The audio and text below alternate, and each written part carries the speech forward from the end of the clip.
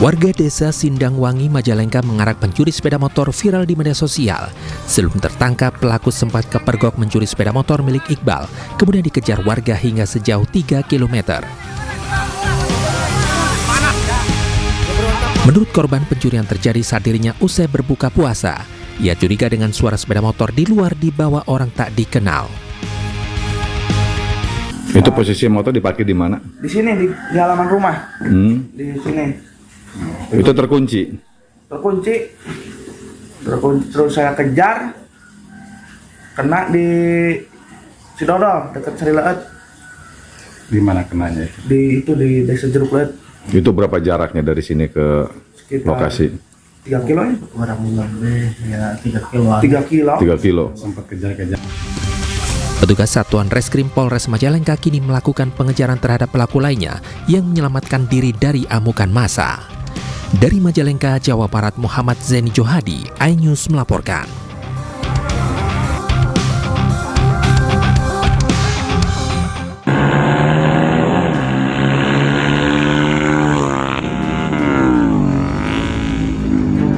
Video amatir merekam saat puluhan remaja melakukan aksi balap liar di jalur lintas selatan Desa Bago, Kecamatan Pasirian, Lumajang, Jawa Timur. Aksi kebut-kebutan ini kerap dilakukan saat bulan Ramadan hingga meresahkan warga setempat dan para pengguna jalan. Puluhan remaja ini pun kocar-kacir saat kendaraan patroli Polsek Pasirian membubarkan aksi balap liar. Namun yang menjadi perhatian, salah seorang pelaku balap liar malah mengejek polisi dengan berjoget-joget di atas motor. Polisi akhirnya memberhentikan pelaku balap liar yang masih berusia belasan tahun itu untuk dimintai keterangan. Kamu mau sok nangis? Pelaku balap liar yang masih di bawah umur ini pun menangis saat diamankan petugas. Kami hanya melakukan upaya meminimalisir adanya anak-anak yang mau balap liar, sehingga kami hanya pelan untuk antisipasi gangguan ketertiban saja. Namun demikian ada anak yang 2 orang yang mau start, itu motornya di semacam nungging lah. Menurut keterangan anaknya, katanya motornya nggak mau jalan, katanya seperti itu. Padahal kalau dilihat dari penampakan gambar, mereka memang kayaknya membuat kita jengkel. Usai diamankan, polisi menahan sepeda motor milik pelaku balap liar untuk menimbulkan efek jera. Dari Lumajang, Jawa Timur, Yayan Nugroho, iNews melaporkan.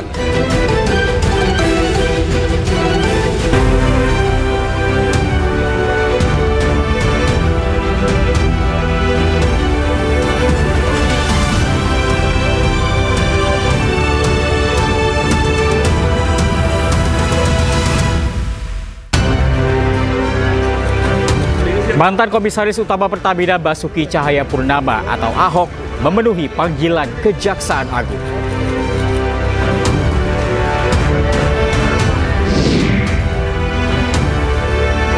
Menteri Perdagangan inspeksi ke pabrik minyak kita di Karawang, Jawa Barat yang melakukan kecurangan. KPK menggeledah kantor pusat Bank Pembangunan Daerah TBK Jabar, Banten atau BJB.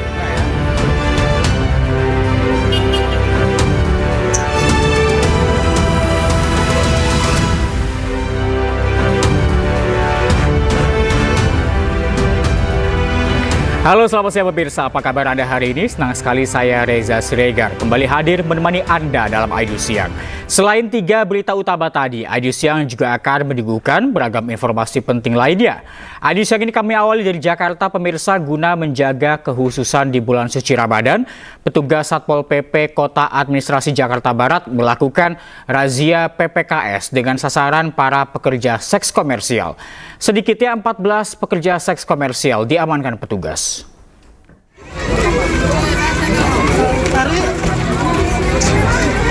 Melihat kedatangan petugas Satpol PP Kota Administrasi Jakarta Barat, para pekerja seks komersial yang biasa mangkal di atas rel Royal, Pekojan, Tambora, Jakarta Barat, lari kocar-kacir menyelamatkan diri.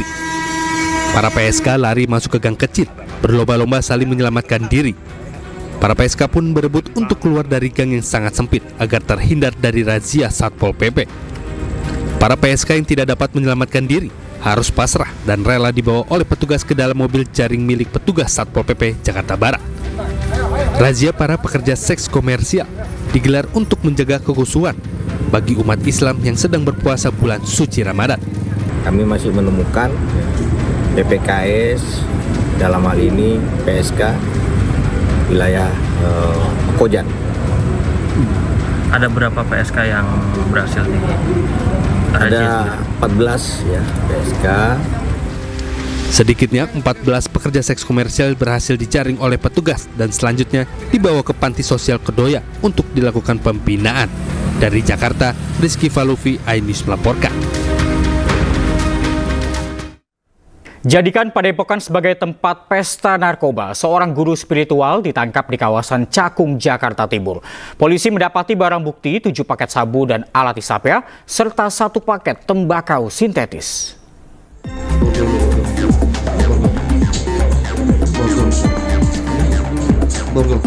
Tim Reserse Narkoba Polsek Metro Gambir menggerebek satu rumah padepokan spiritual milik Raffi Ramadan di Kampung Rawabadung, Cakung, Jakarta Timur. Di dalam rumah guru spiritual banyak selebriti itu, polisi menemukan narkoba jenis sabu dan alat isapnya. Penyalahgunaan narkoba di padepokan spiritual milik Raffi Ramadan ini terungkap setelah polisi mengembangkan kasus penangkapan seorang pria yang membawa 1 paket sabu. Polisi menyita barang bukti 7 paket sabu seberat 1,6 gram, beberapa alat isap sabu, dan 1 paket tembakau sintetis seberat 0,71 gram. Kejadian ini terungkap dari tim IT kita, analis Polsek Gambir, Polsek Metro Gambir, mengembangkan terhadap adanya informasi ya dari akun Instagram narakumbara_21 ini.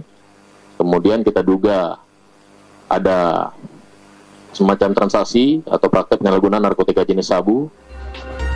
Polisi kini mengejar seorang pria lain yang menjadi pemasok barang haram tersebut.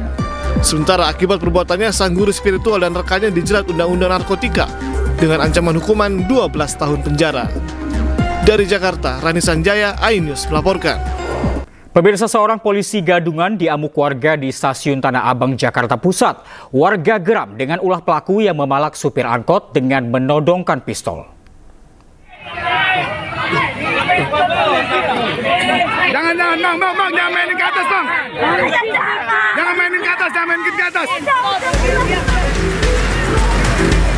Pria yang mengaku seorang anggota Intel kepolisian ini menjadi bulan-bulanan warga di Stasiun Tanah Abang, Jakarta Pusat. Warga geram dengan ulah pelaku yang memalak sejumlah sopir angkot dengan mengacungkan pistol. Ini kalau dipijak sini dia keluar. Jangan. Pautan ini. Lihat. Taruh. Ini pistolnya nih ya. Lihat. Emosi massa kian tersulut saat mengetahui pistol yang dibawa pelaku ternyata hanya pemantik api. Hasil penyelidikan polisi diketahui pelaku berinisial DT merupakan pecatan polisi yang disersi dari kepolisian sejak 2012 lalu. 13 tahun yang lalu. Artinya sejak tahun 2012 tersangka ini sudah tidak lagi menjadi anggota Kepolisian Negara Republik Indonesia. Yang mirisnya lagi, pada saat kita cek urinnya ternyata positif mengandung sabu. Akibat perbuatannya tersangka terancam hukuman 9 bulan penjara. Dari Jakarta, Rani Sanjaya, iNews melaporkan. Mancing kolam lele tetangga, seorang anak di Ponorogo, Jawa Timur ditembak pemilik kolam. Akibatnya peluru bersarang di tangan korban dan harus dioperasi.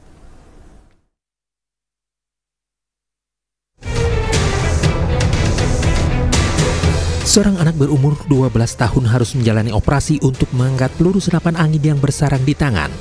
Siswa Madrasah Sanawiyah ini diduga ditembak tetangganya berinisial SM hanya karena memancing ikan lele di kolamnya.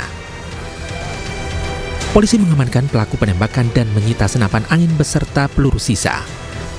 Penembakan berawal saat korban bersama 4 temannya memancing ikan di kolam lele milik pelaku.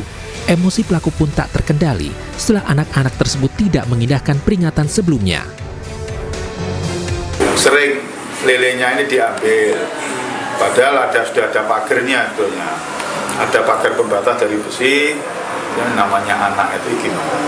Istilahnya ya mengail bergantian. 5 anak itu bergantian. Kebetulan pas korban ini bergiliran terakhir atau gilirannya, ya si pelaku ini pas mengetahui sehingga langsung menembak dengan senapan angin yang ada di tangannya. Kasus ini ditangani petugas PPA Polres Ponorogo. Dari Ponorogo, Jawa Timur, Ahmad Subehi, iNews melaporkan.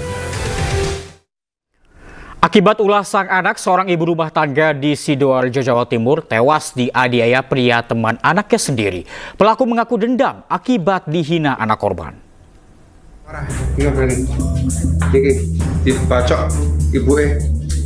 Inilah kondisi rumah Sri Budi Hartini yang tewas akibat ditikam teman anaknya sendiri saat berada di rumahnya.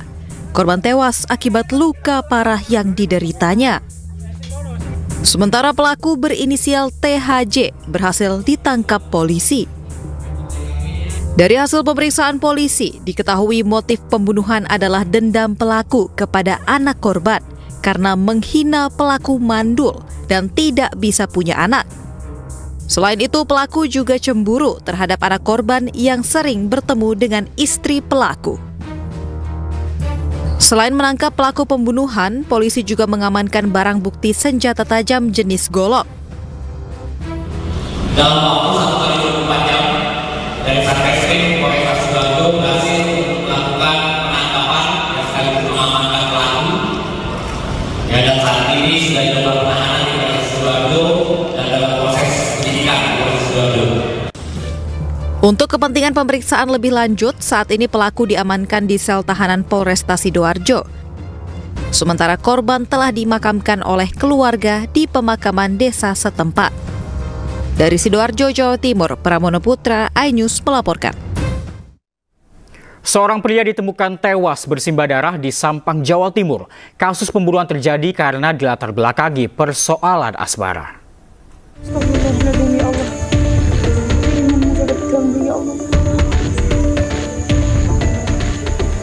KH 35 tahun ditemukan tewas bersimbah darah dalam rumah warga di Desa Tamberudaya, Kabupaten Sampang, Jawa Timur. Mendapat laporan, polisi datang ke lokasi untuk menggelar olah TKP, mengidentifikasi korban dan meminta keterangan saksi.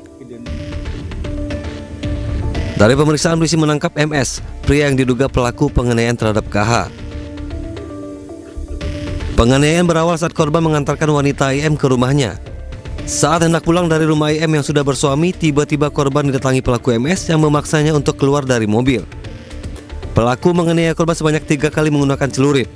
Pelaku merupakan sepupu IM, sementara suami IM sedang bekerja di Malaysia. Pelaku ini langsung membuka pintunya, langsung turun.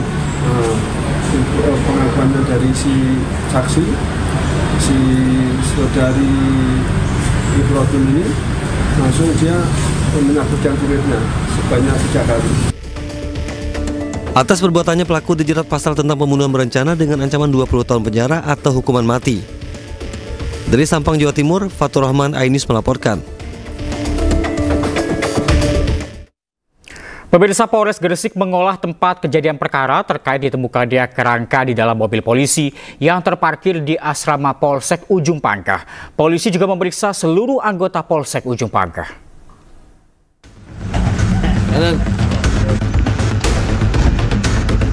Tim gabungan dari Satuan Reserse Kriminal dan Inafis Polres Gresik lakukan olah TKP dan memasang garis polisi guna mengamankan lokasi tempat penemuan ditemukannya jasad yang tinggal rangka di dalam mobil yang terparkir di asrama Polsek Ujung Pangkah. Langkah ini dilakukan untuk mencegah gangguan terhadap proses penyelidikan serta memastikan seluruh bukti yang ada dapat dikumpulkan secara maksimal. Tim forensik juga melakukan identifikasi awal terhadap jasad korban, mengambil sampel untuk keperluan uji laboratorium guna mengetahui penyebab dan perkiraan waktu kematian. Propam Polres Gresik telah melakukan pemeriksaan terhadap seluruh anggota Polsek Ujung Pangkah untuk memastikan ada atau tidaknya keterlibatan pihak internal dalam kasus ini. Selain itu, pihak kepolisian juga telah meminta keterangan dari sejumlah saksi di sekitar lokasi, juga mencari rekaman CCTV di sekitar area Polsek Ujung Pangkah guna mendapatkan petunjuk lebih lanjut. Sudah memasang garis polisi lain sehingga untuk mensterilkan TKP, kami juga sudah berkoordinasi dengan tim medis dan forensik lapor dari Polda tadi pagi sudah melakukan olah TKP, mengambil sampel DNA untuk mengetahui identitas korban, dan kami juga sudah menurunkan tim Propam untuk melakukan pemeriksaan terhadap anggota-anggota yang ada di sekitaran Aspol serta saksi-saksi. Jadi yang kami lakukan semuanya untuk mengungkap penemuan mayat yang ada. Komitmen kami agar kasus ini cepat. Sebelumnya, warga desa Banyu Urip digemparkan oleh penemuan kerangka manusia di dalam mobil yang terparkir di asrama Polsek Ujung Pangkah. Mobil tersebut merupakan milik mantan Kanit Reskrim Polsek Ujung Pangkah, Ayub Dayudi Setiawan, yang kini bertugas di Polsek Panceng. Rumah di asrama polisi itu ditempati yang bersangkutan sewaktu menjabat sekitar 2 tahun. Dari Gresik, Agus Ismanto, iNews melaporkan. Mantan Komisaris Utama Pertamina Basuki Cahayapurnama atau Ahok penuhi panggilan Kejaksaan Agung terkait kasus tata kelola minyak mentah di PT Pertamina. Selengkapnya usai jeda, tetaplah di iNews Siang.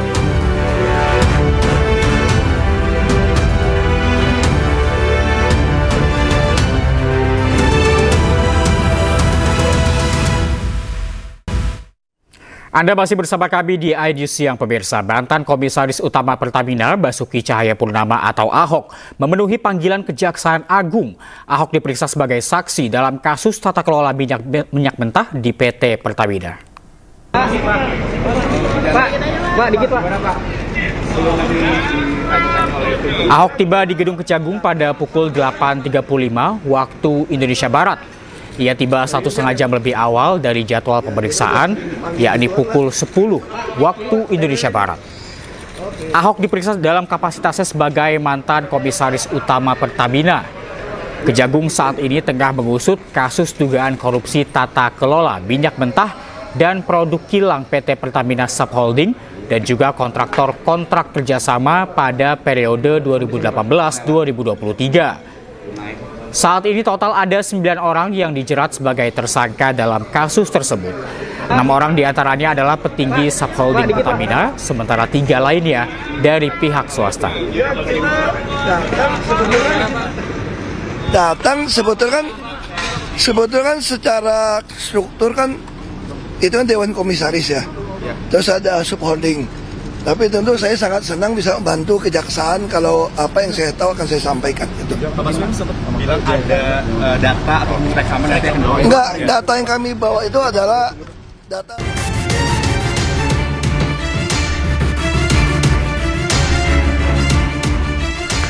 Sebelumnya, Kejaksaan Agung menegaskan akan memanggil seluruh pihak yang diduga terlibat dalam korupsi tata kelola minyak mentah dan produk kilang Pertamina periode 2018-2023. Kejagung mengaku perlu periksa pihak terkait untuk pengembangan kasus dan penyidikan, termasuk memeriksa Ahok.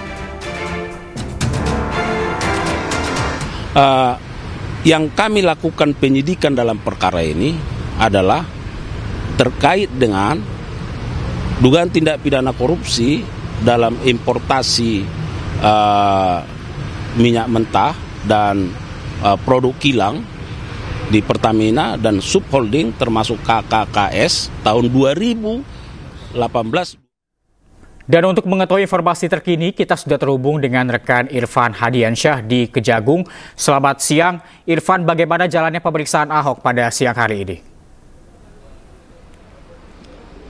Ya baik, selamat siang. Terima kasih Reza dan juga pemirsa. Dapat kami sampaikan bahwa untuk saat ini pemeriksaan masih terus berlangsung, di mana tadi mantan dari Komisaris Utama PT Pertamina periode 2019-2024 Basuki Cahayapurnama ini atau yang lebih dikenal dengan Ahok ini tadi tiba pada pukul 8:35 waktu Indonesia bagian Barat. Dan ini Ahok ini dijadwalkan memang diperiksa pada pukul 10 waktu Indonesia bagian Barat, namun Ahok tiba di Kejagung ini lebih cepat.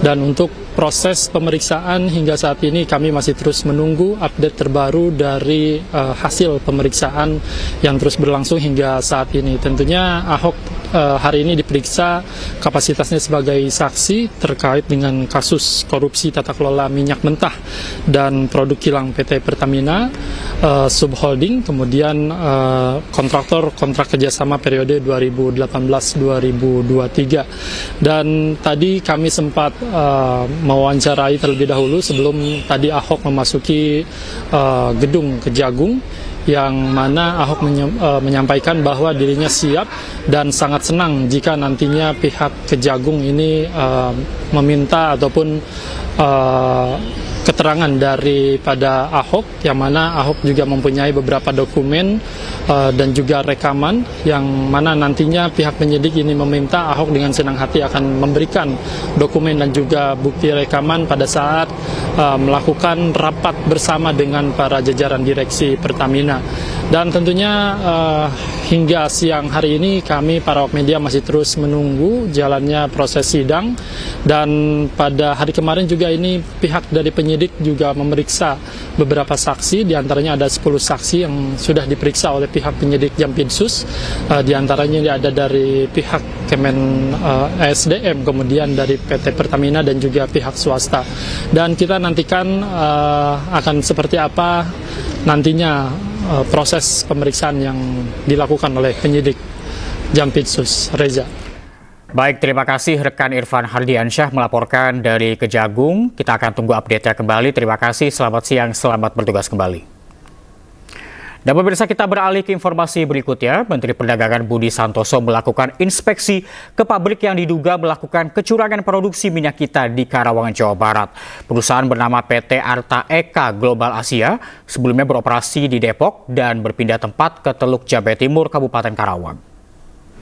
Kita coba ya, kita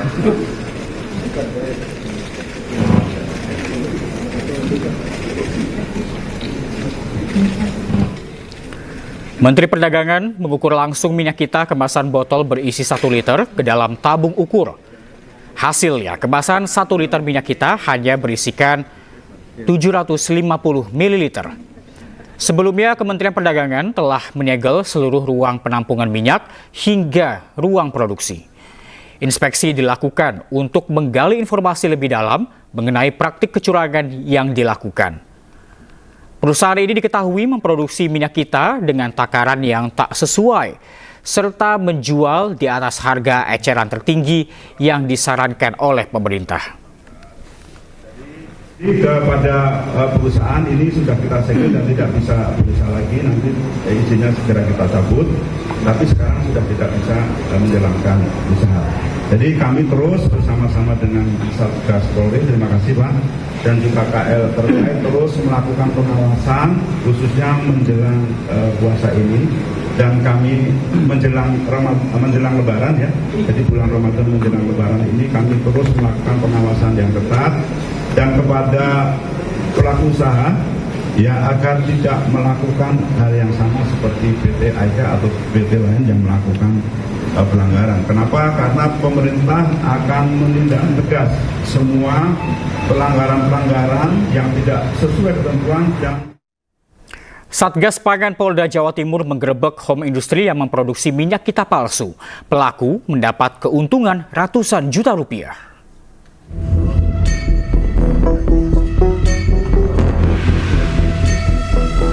Polda Jawa Timur menggerebek sebuah rumah yang dijadikan tempat produksi minyak goreng minyak kita palsu di Surabaya, Jawa Timur. Pelaku mengemas minyak curah dengan kemasan minyak kita.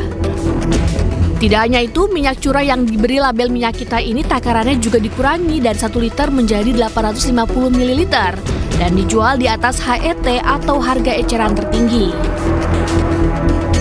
Dari pemalsuan tersebut, pelaku usaha mengantongi keuntungan sekitar 720 juta rupiah selama beroperasi 1 tahun. Polisi telah mengamankan 2 tersangka yang saat ini masih dalam pemeriksaan di Reskrimum Polda Jawa Timur. situasi sekarang, masyarakat juga harus bisa melihat mana yang benar, karena ini juga akan berbeda dengan harga yang ditetapkan. Dengan minyak curah ini kan belum tentu sama dengan yang minyak yang original mirip minyak kita. Sementara itu, polisi juga menggerebek rumah produksi minyak kita di Kecamatan Rajek, Kabupaten Tangerang, Banten. Pelaku mengurangi takaran minyak kita dalam kemasan 1 liter hanya berisi 750 ml. Petugas juga menemukan puluhan tumpukan dus minyak kita yang siap edar, serta 15 jerigen besar yang berisi minyak curah. Dari Kabupaten Tangerang, Banten dan Surabaya, Jawa Timur, Aimarani, Rahmat Ilyasan, iNews melaporkan. Satuan Tugas Pangan Polri dan Dirjen Kementerian Perdagangan menggelar sidak terhadap distributor minyak kita di Cakung, Jakarta Timur. Dalam sidak kali ini, tim Satgas tidak menemukan kecurangan. Sidak dilakukan setelah banyak laporan ketidaksesuaian volume dalam kemasan minyak kita ukuran 1 liter, baik dalam botol maupun plastik. Dalam sidaknya, tim gabungan sempat mengecek mesin produksi minyak. Dari sidak tersebut, Satgas Pangan dan juga Dirjen PKTN Kemendak tidak menemukan adanya kecurangan. Setelah menguji takaran, kemasan 1 liter terdapat 970 ml, sedangkan yang 2 liter terdapat 1990 ml. Satgas Pangan sebelumnya juga sempat menggelar sidak terhadap produsen minyak kita di kawasan Tangerang, Banten. Di lokasi ini Satgas juga tidak menemukan kecurangan atau ketidaksesuaian takaran. Yang tertera, maksud kami isi yang ada di... Untuk produksi minyak kita, suplai bahan baku dari Smart, PT Smart, dengan komposisi CP8, dan diproduksi 1 hari suplai itu dapat kurang lebih 150 ton. Untuk produksinya kurang lebih 15.000 karton. Kemudian didistribusi langsung ke pengecer kurang lebih ada 20-30 di wilayah DKI Jakarta dan Jawa Barat. Dan saat ini kita lihat sendiri tadi hasil pengukuran masih batas toleransi 0,97 dari 1 liter yang tertera di... KPK geledah kantor pusat Bank Pembangunan Daerah Jawa Barat, Banten terkait kasus dugaan korupsi pengadaan iklan media yang mengaitkan nama Ridwan Kamil, mantan Gubernur Jawa Barat. Selengkapnya usai jeda, tetaplah di iNews.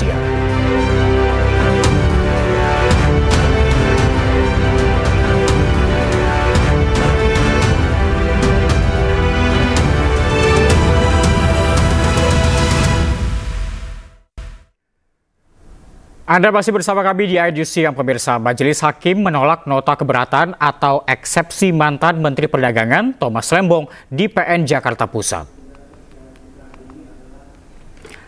Sidang kasus dugaan korupsi impor gula itu lanjut ke tahap pembuktian. Hakim menyatakan surat dakwaan jaksa penuntut umum telah cermat dan lengkap. Hakim juga menyatakan dalil keberatan Tom masuk materi pokok perkara. Akhirnya Hakim memerintahkan jaksa untuk melanjutkan kasus ini ke tahap pembuktian dan menghadirkan saksi-saksi di persidangan. Selamat siang semuanya. Assalamualaikum. Ya, kami sangat lengkap. Kami tentunya menghormati putusan Majelis Hakim ya, atas eksepsi yang kami ajukan, dan saya pribadi sangat berterima kasih atas kesempatan yang diberikan, juga atas tindak lanjut yang cepat oleh Majelis Hakim ya. Jadi putusan disampaikan dalam waktu yang cukup singkat ya, 2 hari setelah tanggapan daripada jaksa penuntut. Jadi saya mengapresiasi bahwa pengadilan bergerak secara cepat dan efisien, dan tentunya hari ini saya terutama mengapresiasi putusan Majelis Hakim bahwa memang laporan audit BPKP ya, yang terkait perkara saya harus segera disampaikan ya kepada kami sebagai terdakwa ya supaya adil, supaya fair, supaya kami punya waktu untuk meneliti dan mempersiapkan pembelaan dan juga tentunya saksi-saksi ahli. Kita ke informasi lain, pemirsa. PDI Perjuangan menyiapkan 17 orang tim hukum untuk Hasto Kristianto. Salah satunya adalah mantan juru bicara KPK Febri Diansyah.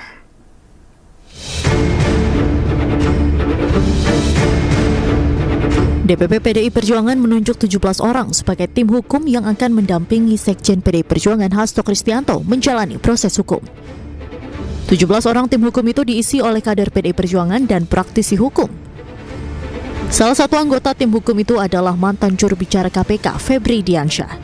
Febri Diansyah juga ditunjuk sebagai koordinator juru bicara tim hukum yang akan membela Hasto di persidangan. Dan kami telah mempersiapkan tim hukum yang akan membela Sekjen PDI Perjuangan Pak Hasto Kristianto. Dalam kesempatan ini, saya ingin memperkenalkan tim penasihat hukum yang akan mendampingi Pak Hasto Kristianto pada persidangan yang akan dimulai pada hari Jumat 14 Maret 2025. Tim ini merupakan tim kolaboratif antara tim hukum yang ditugaskan oleh partai dengan tim hukum yang berlatar belakang non-partai atau full profesional. Berikut saya sampaikan nama-nama tim pengacara. Pertama, Prof. Dr. Todung Mulya Lubis SH LLM sebagai koordinator tim hukum Mas Hasto Kristianto. Kedua, Dr. Magdir Ismail SH LLM. Ketiga, saya sendiri Roni Talapesi SH MH. Keempat, Arman Haris SH. Kelima, Febri Diansyah SH selaku koordinator jubir tim pengacara Mas Hasto Kristianto. Tim hukum ini akan mulai membela Hasto di persidangan yang akan digelar perdana pada Jumat 14 Maret 2025 mendatang. Dari Jakarta, tim liputan iNews melaporkan. KPK menggeledah kantor pusat Bank Pembangunan Daerah TBK Jabar Banten atau BJB. Kantor BJB digeledah terkait kasus dugaan korupsi pengadaan iklan media yang mengaitkan nama Ridwan Kamil. Penjagaan dari pihak kepolisian dan juga pihak security bank nampak terlihat di pintu gerbang kantor di kawasan Jakanaripan, Kota Bandung, Jawa Barat. Bahkan pintu gerbang utama diberlakukan buka tutup serta dijaga cukup ketat oleh sejumlah pihak keamanan. Kantor BJB digeledah KPK terkait kasus dugaan korupsi pengadaan iklan media yang mengaitkan nama mantan Gubernur Jawa Barat Ridwan Kamil. Sejumlah orang di lokasi juga terlihat menggelar aksi protes dan unjuk rasa mengenai dugaan kasus korupsi di depan kantor BJB. Kalau bulan Ramadan?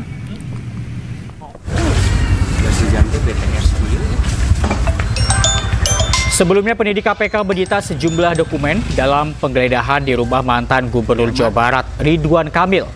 Ketua KPK memastikan dokumen dan barang yang disita penyidik mempunyai relevansi dengan perkara yang sedang disidik Komisi Anti Rasuah.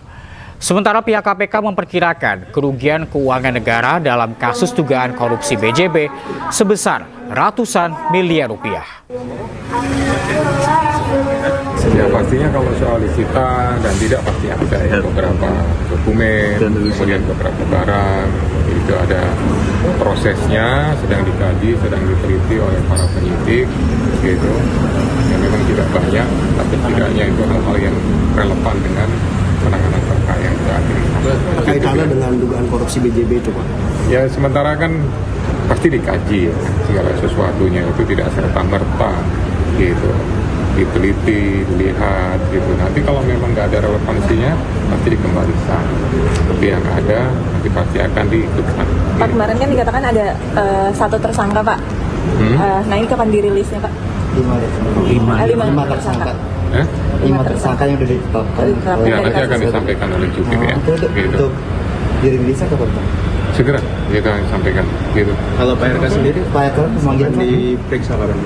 Akan dipanggil? Nanti pasti ya saya kembalikan kepada penyidik lah itu, urusan teknis seperti itu. Penyidik, direktur penyidikan, Kasatgas yang akan menentukan sesuai dengan tuntutan. Tapi statusnya apa sekarang nih Pak? Saksi, ya lumayan cukup banyak juga, gitu dari hampir sekian ratus miliar yang dianggarkan itu ada indikasi bahwa potensi kerugiannya bisa dipotong.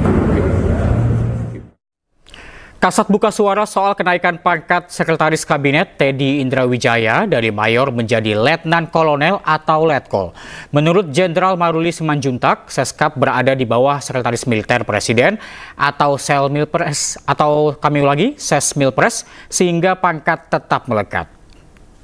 Tentang Mayor Letkol Teddy itu kemenangan karena beliau sudah setingkat Seskap. Sudah ada perpresnya Seskap di bawah Sesmilpres, ya, udah jelas itu. Sesmilpres itu semua tentara, polisi ada di situ. Tidak juga pangkat tetap nempel. Ya, ini perlu dijelaskan. Mungkin banyak yang belum mengerti. Terus kalau misalnya beliau kita rekomendasikan, kita kasih penghargaan karena seorang mayor bisa membuat presiden nyaman, membuat presiden bisa mendampingi dengan baik. Apalah Letkol itu, ya. Saya jenderal pun belum tentu bisa memfasilitasi beliau bekerja dengan baik.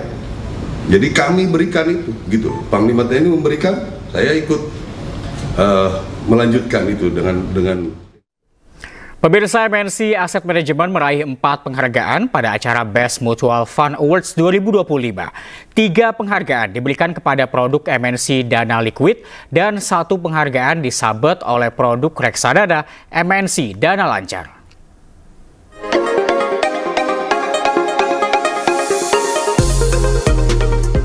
Investortrust.id bersama PT Infovesta Utama menggelar penghargaan bergengsi Best Mutual Funds Award 2025 di Hotel Area Duta Jakarta Pusat. Dalam ajang ini, MNC Asset Management melalui produknya MNC Dana Liquid menyabet 3 kategori penghargaan, yakni pendapatan tetap periode 1 tahun, periode 3 tahun, dan pendapatan tetap periode 5 tahun. Kelas aset 100 miliar sampai 500 miliar rupiah. Tak hanya itu, produk reksadana MNC Asset Management, yakni MNC Dana Lancar, juga menyabet penghargaan di kategori pasar uang periode 3 tahun, kelas aset 100 sampai 500 miliar rupiah. Tahun lalu itu kita hanya mendapatkan award 2, yaitu 1 tahun dan 3 tahun, dan saat ini kita memperoleh tambahan lagi award untuk 5 tahun. Dimana kalau kita tahu bahwa dengan angka 5 tahun, kita bisa bilang MNC Dana Liquid ini bisa dibilang kinerjanya sangat diterima oleh masyarakat luas, gitu, khususnya investor kita, karena memberikan hasil yang terbaik, gitu ya, dan juga kita bisa menjaga kepercayaan dari nasabah-nasabah kita untuk mengelola lebih baik dan lebih prudent. Anak usaha PT MNC Capital Tbk MNC Asset Management akan terus berupaya menjaga performa terbaik bagi nasabah, serta berkomitmen untuk terus berkontribusi dalam memajukan industri reksadana di Indonesia. Dari Jakarta, Muharlin Andri Setiawan, iNews melaporkan. Food vlogger Code Blue dilaporkan ke polisi karena dugaan pemerasan toko roti. Informasinya usai jeda, tetaplah di iNews ya.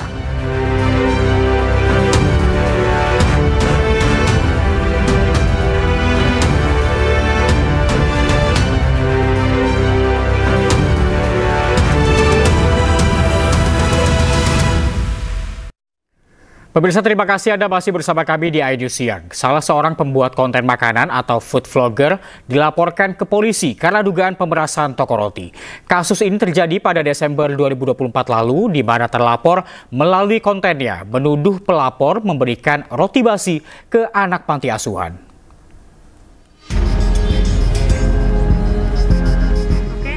Polres Metro Jakarta Selatan membenarkan memeriksa pembuat konten makanan atau food vlogger William Anderson alias Code Blue yang dilaporkan manajemen salah satu produk roti. Code Blue dilaporkan atas dugaan pemerasan bermodus konten makanan yang dilayangkan pada November 2024 lalu. Polisi menyatakan ia diperiksa sebagai saksi. Jadi WA adalah saksi yang terlapor. Dia menaikkan atau memviralkan salah satu brand yang melaporkan, kemudian itu ternyata bukan brand yang memberikan ke panti asuhan di wilayah Jakarta Selatan, yaitu di Jagakarsa. Sementara itu, William Anderson membantah melakukan pemerasan. Ia mengaku menawarkan kerjasama pembuatan konten dan mendapat bayaran. Dugaan pemerasan bahwa saya sebagai konten kreator memeras pemilik usaha, bahwa itu tidak pernah terjadi dan tidak ada yang namanya pemerasan. Itu hanya penawaran kerjasama. Untuk penawarannya sendiri mungkin seperti apa sih kok pada saat itu kok? Penawarannya sendiri itu simpel sebenarnya. Oke, ada 5 tahap kerja yang akan gue lakukan untuk pihak mereka. Lalu gue meminta imbalan berupa fee sebesar 350 juta dan gue akan posting sebanyak 8 konten. Sebelumnya, Code Blue menuai kontroversi terkait kontennya yang menuduh salah satu toko roti memberikan roti basi ke anak panti asuhan.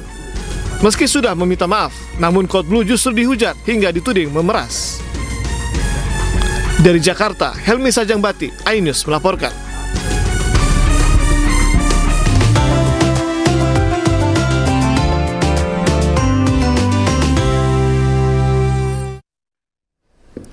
Pemirsa, Presiden Prabowo Subianto telah mengeluarkan imbauan ke perusahaan ojek online untuk memberikan tunjangan hari raya untuk para pengemudi.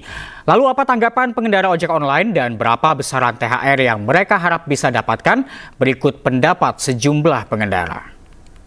Dapat informasi, iya. Dapat informasi ya. Itu sangat apresiatif sekali ya saya. Dari pihak saya pribadi dan sebagian anak-anak juga begitu. Abang tahu nggak Bang jumlahnya bakal dapat berapa gitu? Jumlahnya besarannya nggak tahu ya.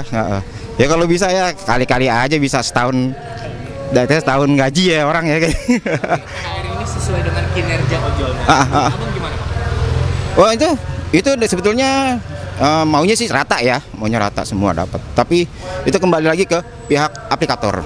Bang Wisnu, ya. Tahu nggak Bang kalau ojol nanti bakal dapat THR Pak? Dengar-dengar sih tahu ya. Tahu nggak kira-kira jumlahnya bakal dapat berapa? Wah, kalau jumlahnya kurang tahu Bang ya. THR ojolnya sesuai dengan kinerjanya. Iya. Abang tuh gimana Bang? Sesuai, iya betul. Ya menurut saya sih emang begitu Bang, sesuai dari kinerja aja mendingan. Bang Faisal, tahu nggak sih kalau sebenarnya ojol ini nanti bakal dapat THR Bang? Tahu Bang. Tahu nggak kira-kira bakal dapat berapa Bang? Wah nggak tahu Bang, saya Bang. Yang terakhir nih Bang, kan karena katanya THR sesuai dengan kinerja nih Bang. Abang gimana? Ya lebih baik Bang, buat lebaran lah, buat sekeluarga. Bang Joko, tahu nggak sih kalau ojol nanti bakal dapat THR Bang? Tahu. Kira-kira Abang tahu nggak kalau THR itu bakal dapat berapa aja Bang? Nggak tahu. Tahu ya? Iya. Kalau menurut Abang ini kan ojol pertama kali nih bakal dapat THR. Menurut Abang gimana tuh? Saya nggak yakin sih. Iya. Karena nggak yakin aja. Yang terakhir nih Bang, kan katanya THR sesuai kinerja. Abang tuh gimana? Iya, tetap. Ya pemirsa, ada yang unik dari tradisi menunggu waktu buka puasa atau ngabuburit di Magetan, Jawa Timur. Terinspirasi moda transportasi nenek moyang, sejumlah warga di sana berkeliling kampung dengan menunggangi seekor sapi lengkap dengan pelana dan tali kendali hingga azan maghrib berkumandang.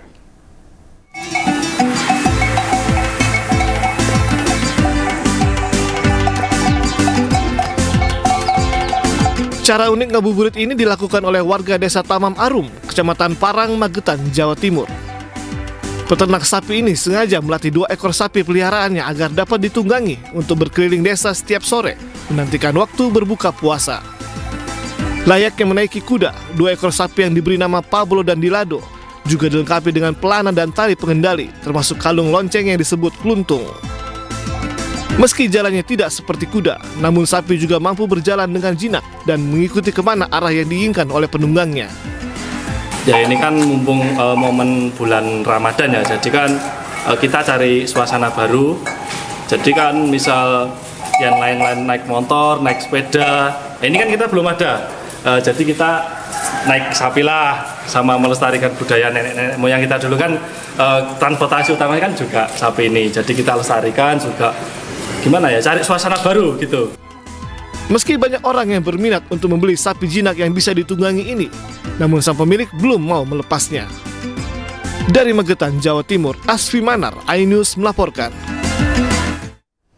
Sementara itu warga Gaza di kamp pengungsi Jabalia menjalani ibadah Ramadan dengan penuh keterbatasan. Mereka bahkan harus berbuka puasa dengan hidangan seadanya di tengah-tengah reruntuhan bangunan.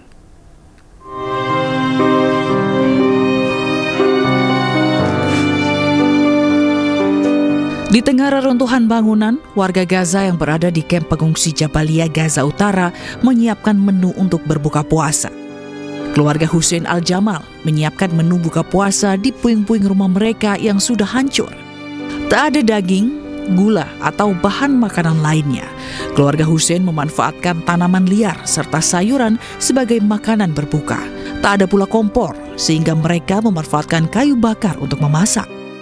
Ramadan في السابق وهذا رمضان الحالي قد يكون هذان الشهران من أصعب وأعقد أشهر رمضان اللي مرت علينا وعلى الشعب الفلسطيني تحديدا قطاع غزة.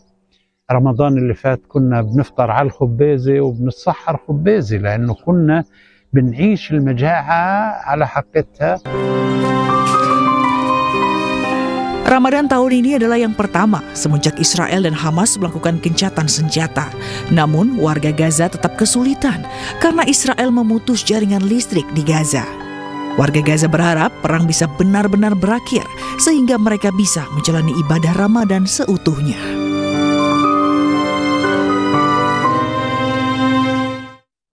Pemirsa, Kedutaan Besar Indonesia di London mendapat kehormatan untuk menghadiri buka bersama di Guildhall yang merupakan salah satu bangunan tertua di London. Acara buka bersama sebagai ajang silaturahmi sesama umat Muslim.